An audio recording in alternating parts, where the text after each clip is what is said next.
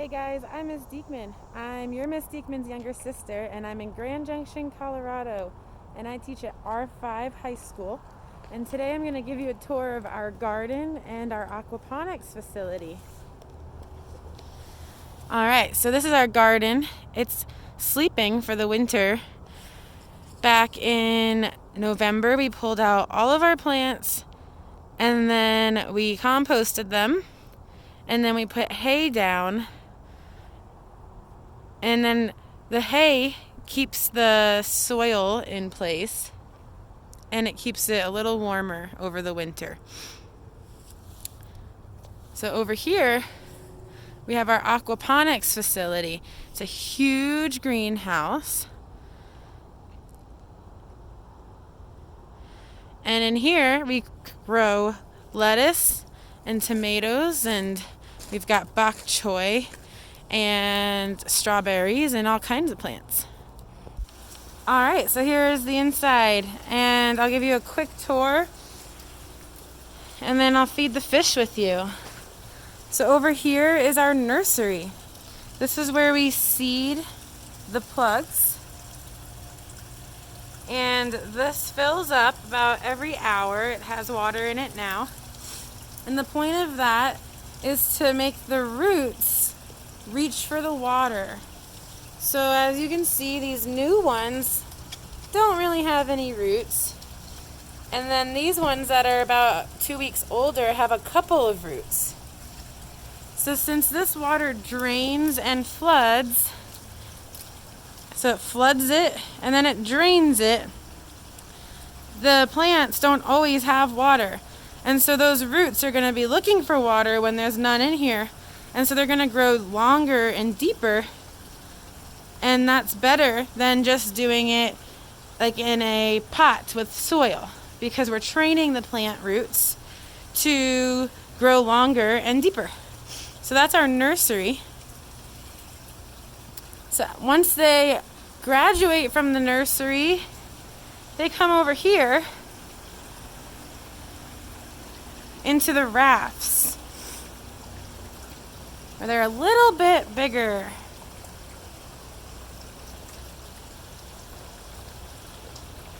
How much bigger are the roots here? Well, not too much. Let's see what happens when we get a little further down.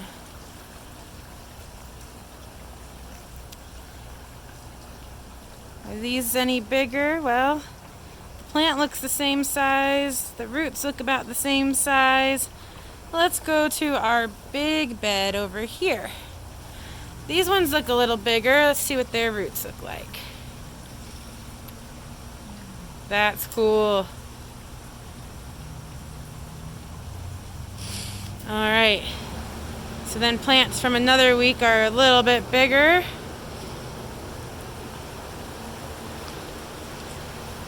So this is a spring mix. If you ever eat salad and it has spring mix in it, this is what it is.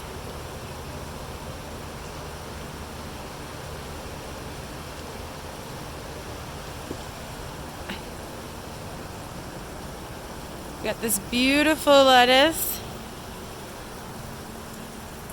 You should eat lettuce within about an hour of picking it to get the most nutrients out of it. If I were to cut this right now, it would have some white milky stuff coming out of it, and that's when you know it's fresh. Once the white milky stuff is gone, it's not as fresh, and you're losing some of the nutrients.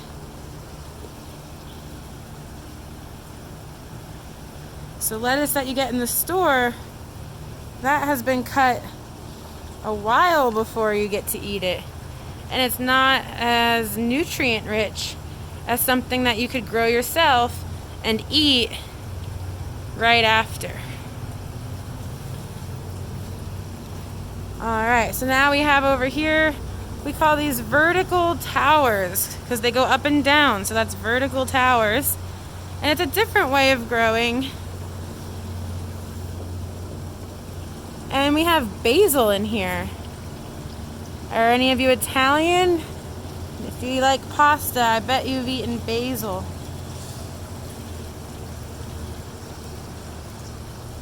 We've got some grow lights because in the winter months, there's a lot less light over here. The sun goes down at 5 p.m. and plants like more light than that, so we put grow lights on at night. Alright, this is the best part. We've got our fish tanks in these giant green buckets. We call this one Shrek, and that one's Fiona. And in here we're growing fish. We're growing tilapia and goldfish.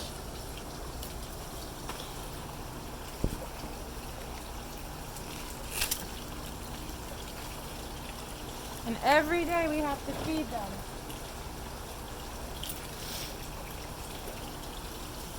We have to clean their window. We got to make sure they have oxygen. And sometimes they don't want to eat because they get sick and we have to figure out why. It's a lot of work.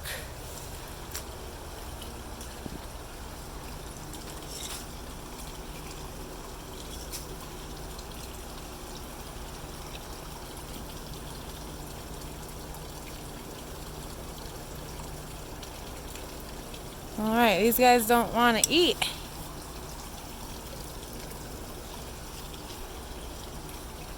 Alright, in this tank we have our tilapia. It's a freshwater fish. They do pretty good at handling cold water on a wide range of temperatures. We almost froze them to death not too long ago. Our propane tank ran out of propane, and then that's what heats our water. So if there's no propane, there's no heat for our water, and then our fish get cold. Alright, so why do we have fish in aquaponics? Just for fun? No, it is fun, but the reason we have fish is because they produce fish waste, fish poop. And the fish poop is soluble, which means it breaks down in water. So the soluble fish poop gets broken down in the water, and then bacteria breaks it down even smaller and smaller and smaller and smaller, all the way through the system. Here's our filter. Here's where the fish poop gets broken down. And then eventually we put the fish waste that's broken down into the system. You're probably wondering why we're feeding our plants fish poop. Well, by the time it goes to the system, it's not poop anymore. It's actually nitrogen. Our plants like to eat nitrates, and among other things like phosphates and magnesium and all other kinds of minerals. So we feed them the nutrients that the fish waste turn into. And then we don't have to buy Miracle-Gro. Like you might do it in your home garden, you might use Miracle-Gro. Well, that's called a fertilizer, and a fertilizer feeds the plants. And so if we're using fish waste, we don't have to buy one that's made out of chemicals. So we're considered an organic growing facility. We've got our tomato plants here. Our cherry tomatoes are doing wonderful.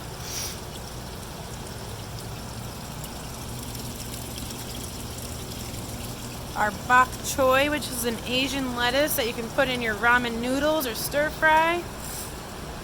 We got more lettuce. Strawberry plant. We've got more bok choy, and this would be black kale. This would be called chard, rainbow chard. You can see there's yellow stems and pink stems. Some that's a little darker. We've got regular kale.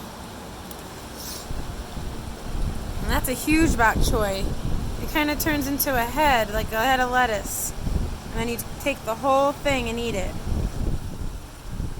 Got a whole bed of black kale here with basil in between. And we sell this, plus we eat it. So we sell this to local stores and they get fresh food that was only harvested about a day before they get it. We've got kale. It's good to put in a smoothie. And more rainbow chard. Here we've got some older basil that's been growing a lot. All you got to do is just shake it and you can smell it all around. It smells delicious. And then we have some fennel. And these will grow into bulbs as well.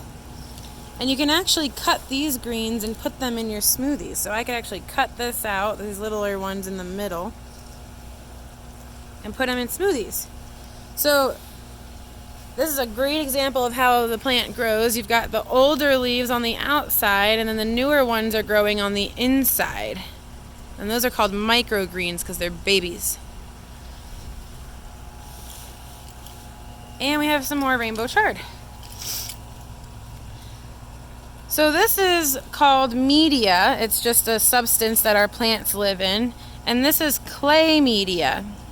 So they're just clay rocks, but they're manufactured. They're not just rocks from outside, because that can bring in a lot of things that we don't want, like bacteria or diseases or just things that we don't want our plants to live in. So we buy manufactured clay rocks. That way we know that they are clean and there's nothing wrong with them, and they're not bringing anything into our system. So then that aquaponics water runs all the way through our system. It goes in the media beds. It goes then in a pipe to the DWC, which is a deep water culture, because you can see it's pretty deep. Oh yeah, there's our fish. He's our sucker fish. He hangs out over here. He keeps the plants, the plant beds clean in here. He eats algae.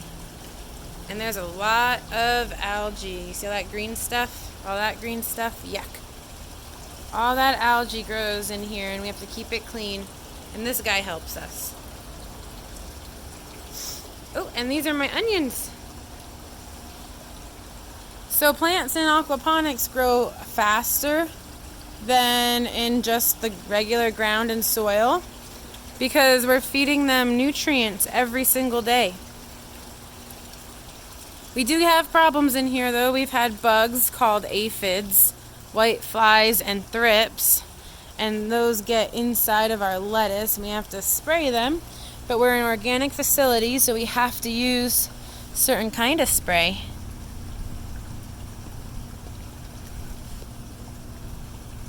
That's aphid poop. And man, when you get aphids in here, you get them bad. They spread like crazy. So the aphids aren't looking too bad today.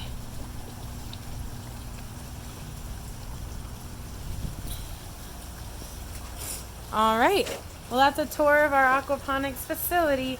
I hope you enjoyed it. If you have any questions, Miss Diekman can send them my way and I can send you another video. Have a great day.